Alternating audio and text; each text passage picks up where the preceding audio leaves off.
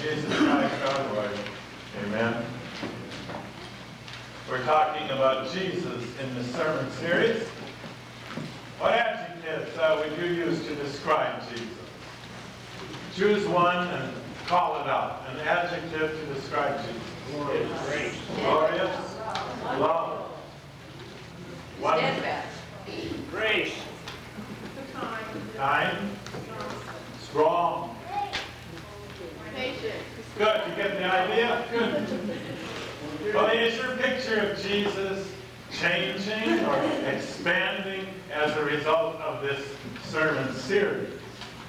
I may be unfair, but I suspect that most of us were taught a picture of Jesus, to picture Jesus as gentle, meek, and mild. As Silent Night sings, "Holy infant, so tender and mild."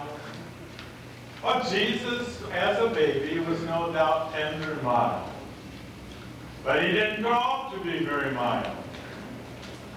What is your picture of Jesus? Norm Evans, former Miami Dolphins lineman, wrote in his book On God's Squad, quote, "I guarantee you Christ would be the toughest guy who ever played this game. If he were alive today, I would picture a 6', 6" 260-pound defensive tackle who would always make the big plays." Unquote.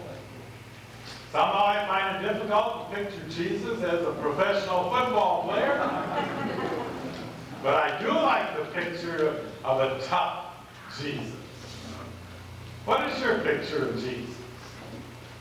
I hope you're beginning to see Jesus as one who was free to be who he essentially was, free to do what he was put here on this earth to do, free of the restraints, the inhibitions, the limitations that are imposed upon most of us. Jesus secured himself, lived life to the fullest. He loved, he gave, he cared, he scolded, he condemned, he forgave to the utmost. Philip Yancey, in his book, The Jesus I Never Knew, describes Jesus. Obstinacy frustrated him. Self-righteousness infuriated him. Simple faith thrilled him. Simple faith thrilled him. He urged obedience to the Mosaic law while acquiring the reputation as a lawbreaker.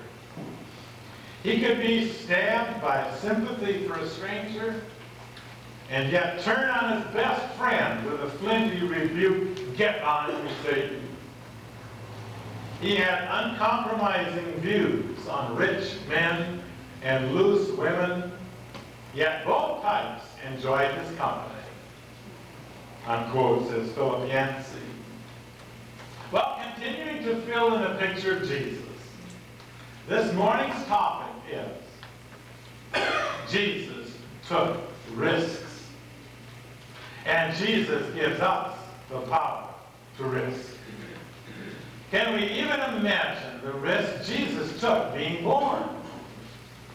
For in ages, God had sent prophet after prophet to preach and to bring back the people, to bring back the chosen people to God, back to living the Ten Commandments, back to holiness and worship, back to their mission to bring the world to God.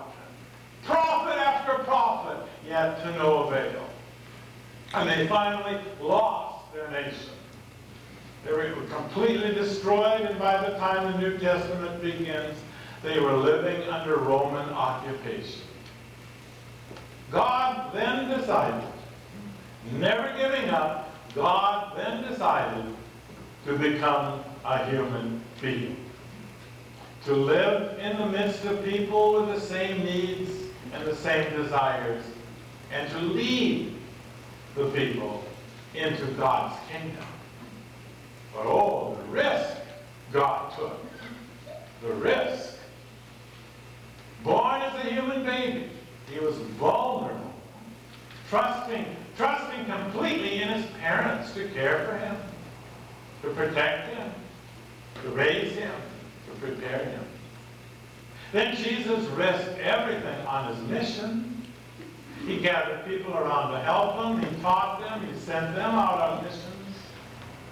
And when faced with opposition, Jesus did not cringe or fold. Like a defensive tackle, he confronted and attacked his enemies, God's enemies. What a risk. And they did him in. They hung him on a cross. Amen. He died.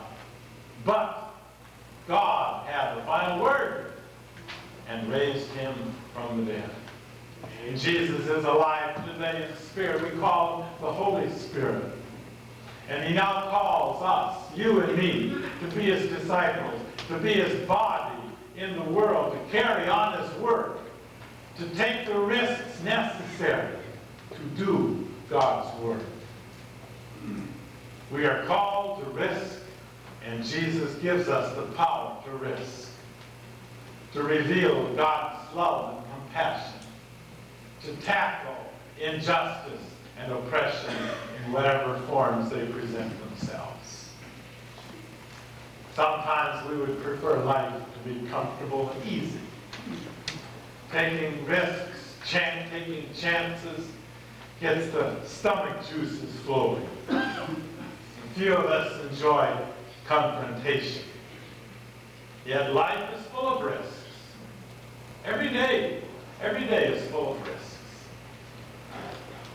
From email. I imagine some of you wish my computer would crash. From email reminding us of the risk in flying.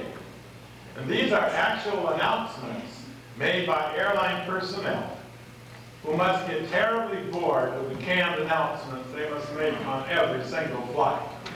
When Ellie and I flew out of Merced before Thanksgiving, there were 5 of us on the airplane, but yet the flight attendant and the pilot went through the whole long spiel. Well, here are some exceptions that were actually said. Thank you for flying Delta Business Express.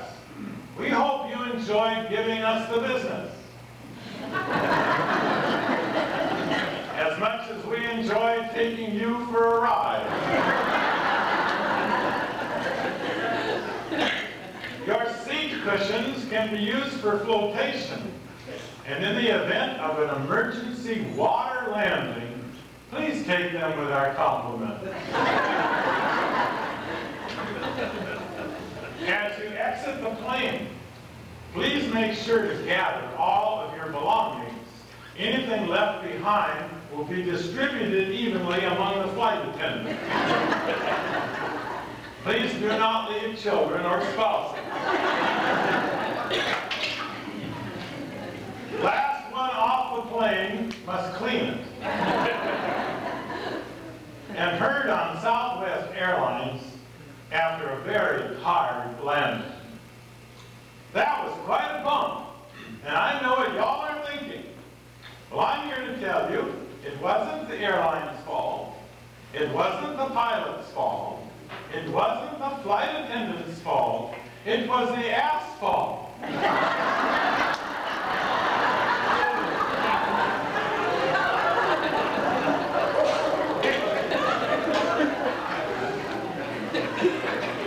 And after a real crusher of a landing in Phoenix, the flight attendant announced, "Ladies and gentlemen, please remain in your seats until Captain Crash and the crew have brought the aircraft to a screeching halt up against the gate. And once the tire smoke is cleared and the warning bells are silent, we'll open the door and you can pick your way through the wreckage to the terminal."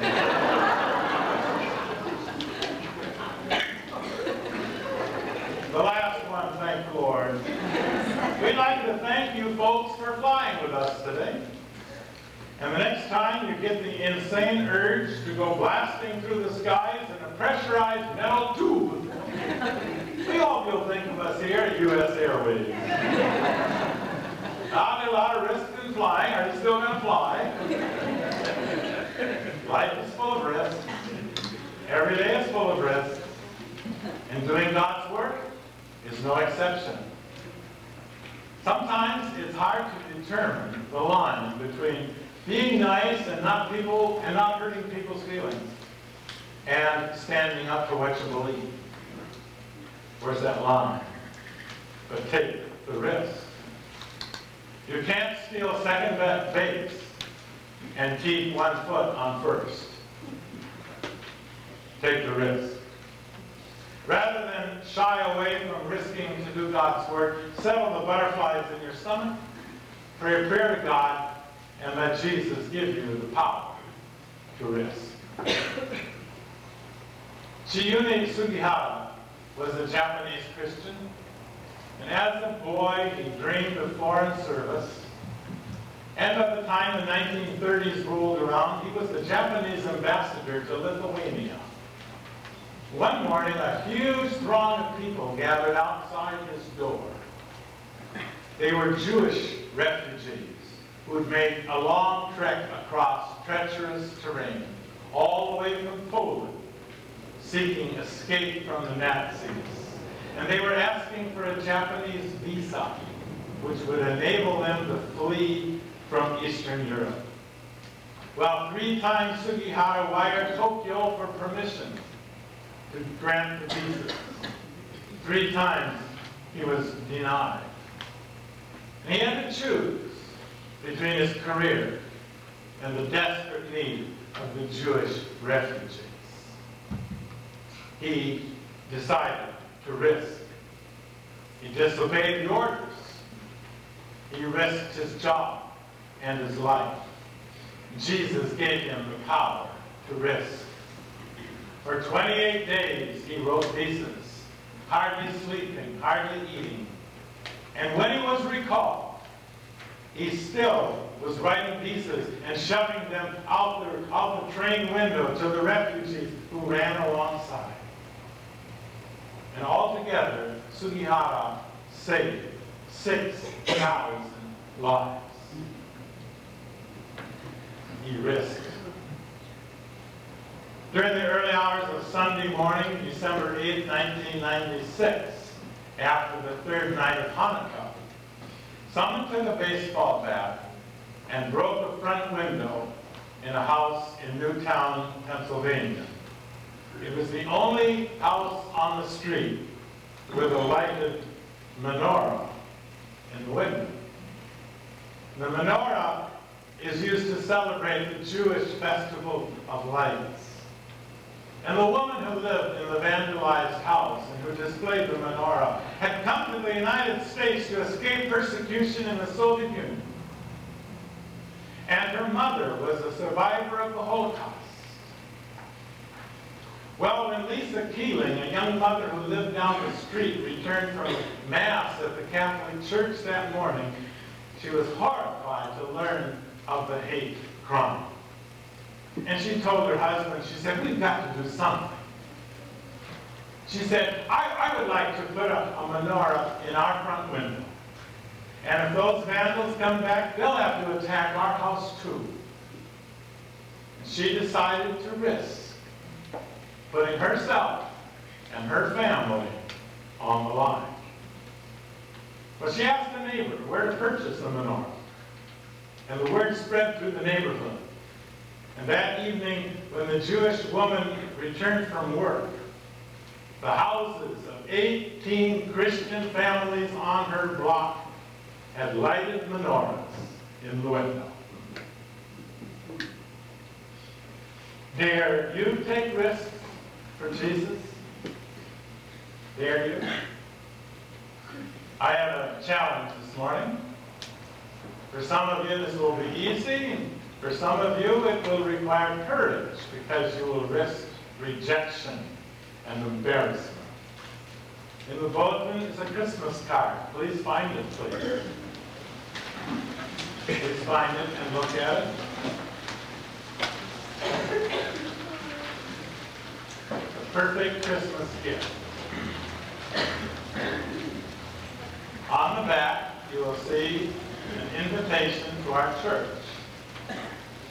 The times of the 3 Christmas Eve services are listed, and the regular Sunday worship schedule. This card is not for you. It's not for you. This card is for you to take and to give to someone with a personal invitation to come to your church this Christmas. Give it to someone who has no church. And there's no shortage of unchurched persons in Merced County.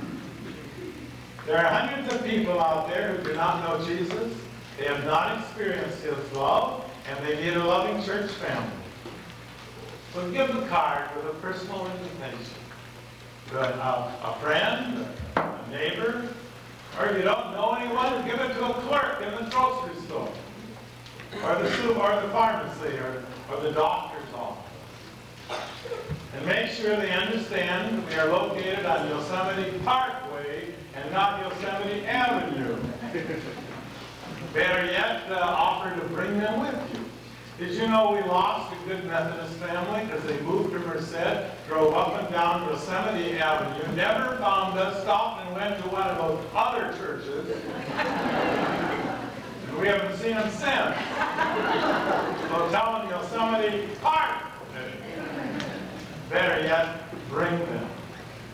And there are more cards stacked on the back, on the rear cabinets. Risk for Jesus. Remember how much Jesus risked for you. And you do not risk all by yourself. Jesus will go with you, and Jesus will give you the power to risk.